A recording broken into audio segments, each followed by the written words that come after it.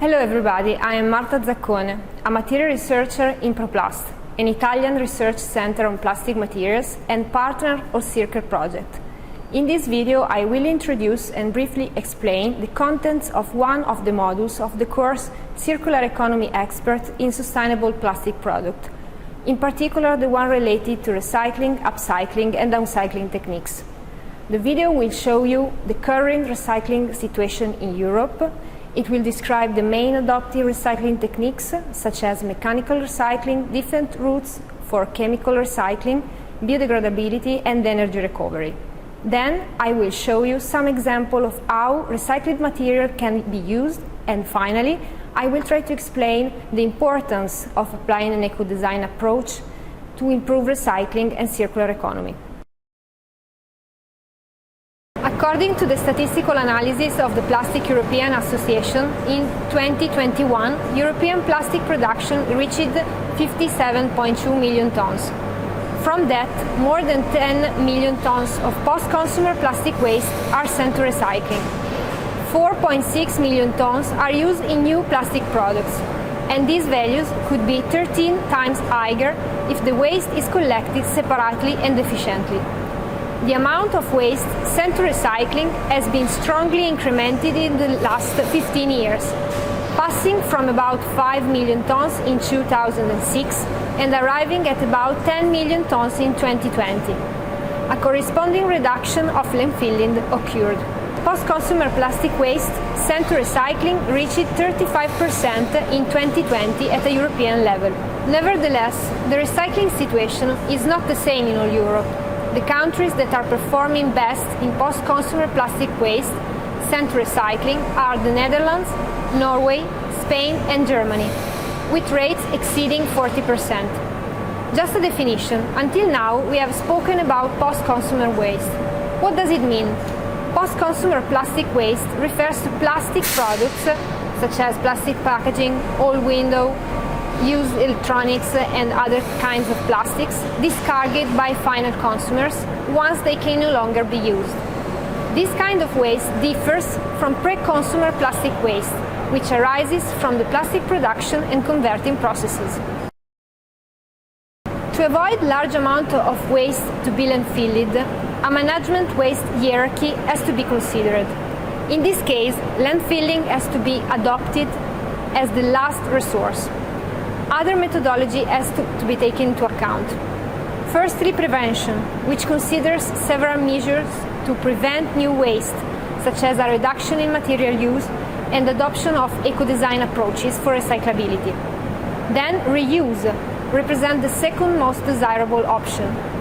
Energy recovery, like incineration, is the best option to recover the caloric value of the polymers when other methods cannot be applied.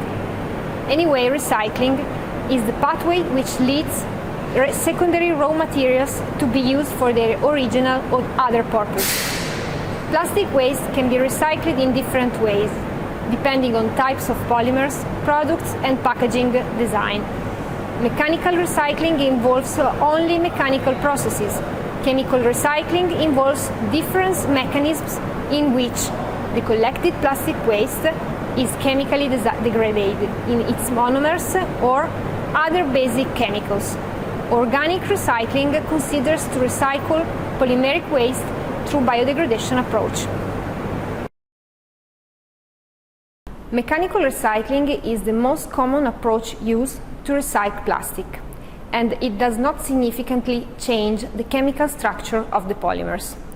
In principle, all kinds of thermoplastic polymers can be mechanically recycled, but it is typically used for polyolefins, polyethylene and polypropylene, and PET.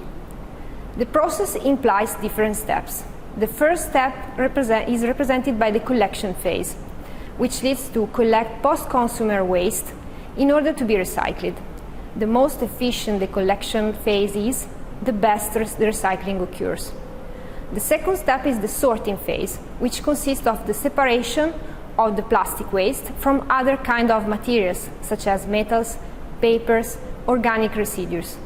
Then a separation accordingly to the several types of polymers occurs, and different kind of techniques can be applied, such as manual, optical, near-infrared sorting, and so on.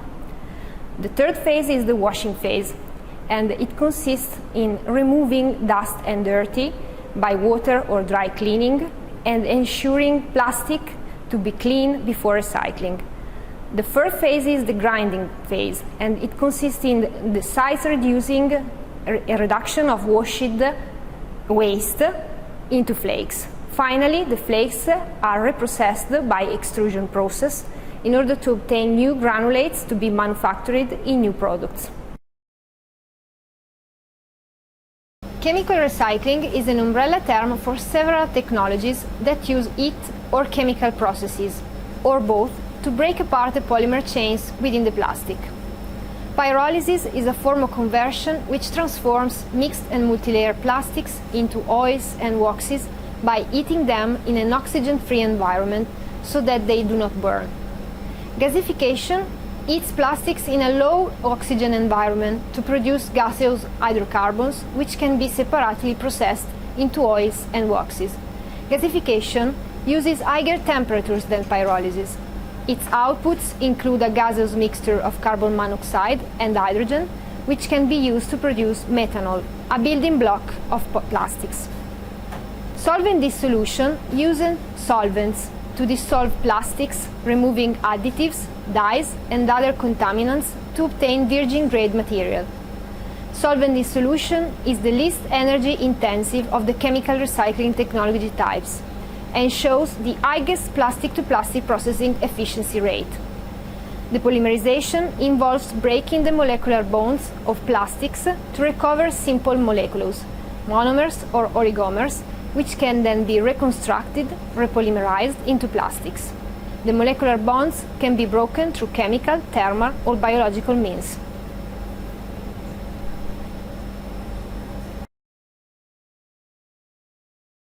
Biodegradation could be a recycling option for some kinds of plastics. Indeed, a material is said biodegradable if it can be decomposed under accelerated degradation by the action of microorganisms, such as bacteria and fungi. The result is the formation of water, carbon dioxide and/or methane, and byproducts like new biomass that are not toxic for the environment. Biodegradation is influenced by certain parameters: temperature, humidity, pH, quantity and nature of microorganisms. First, the material fragments in small pieces, then the chemical phenomena appear. Finally, the biological degradation occurs and microorganisms metabolize polymeric chains through their enzymes, producing the previously mentioned mixture: water, carbon dioxide, and/or methane.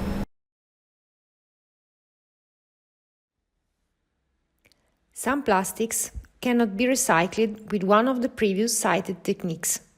For these plastics, energy recovery is the most resource-efficient solution if compared to landfilling.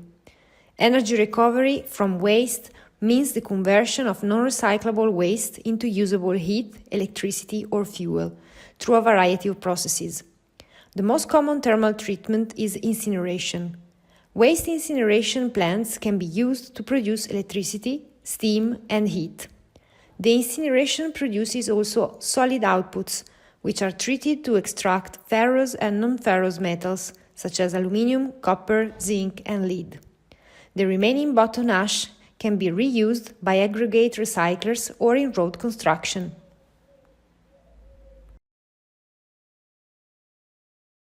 Mechanical or chemical thermoplastic recyclates can be reprocessed and transformed in new products with a higher values in comparison with their first life, and in this case we can speak about upcycling techniques, or with a lower value in comparison with their first life, and in this case we have to talk about downcycling techniques. This higher or lower value is determined in terms not only of final application, but also in terms of properties and performances. The reprocessing consists in remanufacturing the recycled materials with the traditional plastic manufacturing techniques and adding some additives or fillers to the prepared formulations in order to optimize properties and characteristics of the final components.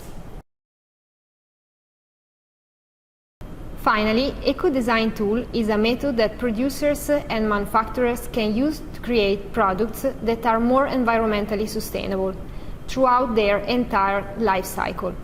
This means that the environmental aspects are integrated into the product development process, usually taking advantage of life cycle analysis tools to compare different eco-design approaches.